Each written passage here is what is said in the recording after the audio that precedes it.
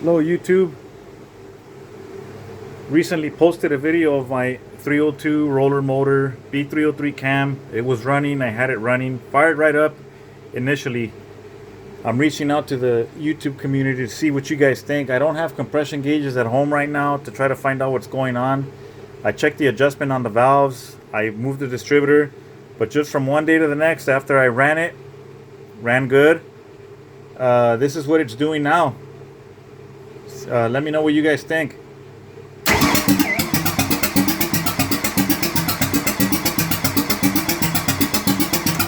That's all it'll do. Even if I squirt starter fluid, I checked one spark plug wire and I checked grounded one plug and I had spark.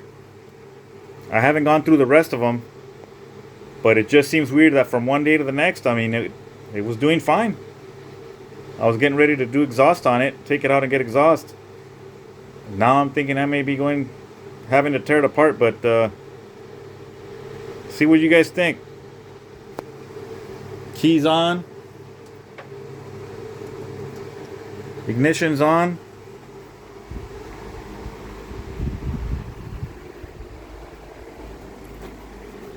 I'll give it a squirt.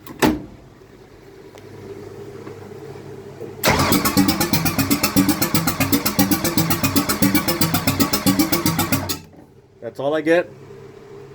I got the juice to the coil. Check that while it's cranking, so the MSD box is sending a signal to the coil. Anyways, let me know what you guys think. Thanks.